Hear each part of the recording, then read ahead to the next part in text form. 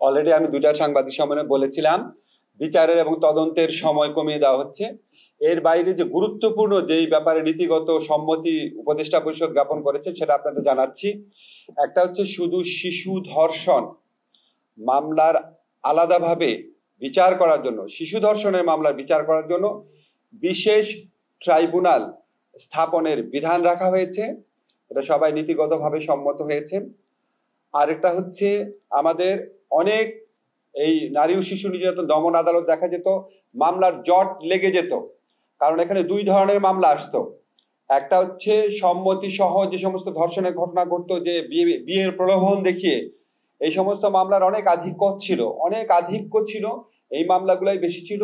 আর সম্মতি ব্যতিরেকে যে ধর্ষণের ঘটনা, সেই মামলাগুলোর বিচারের জন্য আটকে থাকতো।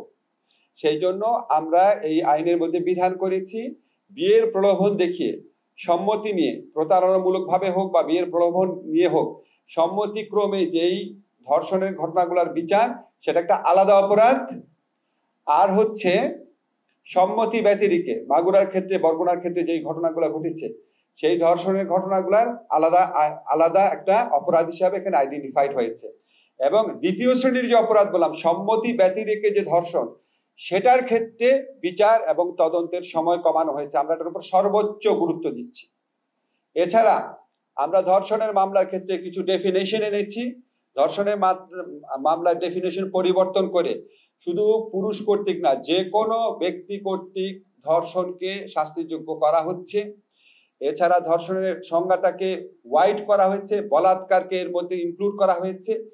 যে কোনো, আমি খুব বিশদ বর্ণনা যাচ্ছি না আপনাদেরকে, শুধু বলতে চাচ্ছি বিএনডব্লিউএল এর মামলাতে যে ডেফিনিশনটা ছিল সেটা অনেকাংশ এখানে আনা হয়েছে।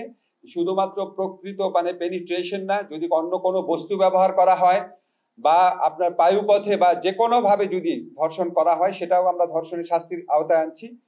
এটা আপনারা মানে যে কোনো ফর্মে যদি ধর্ষণ হয়, এটা আমরা ওয়াইড করে দিচ্ছি। আর থার্ড যে অত্যন্ত গুরুত্বপূর্ণ পরিবর্তন আনা হচ্ছে, সেটা হচ্ছে ডিএনএ রিপোর্ট পাওয়ার অপেক্ষায় অনেক মামলা বছরের পর বছর ঝুলে থাকতো।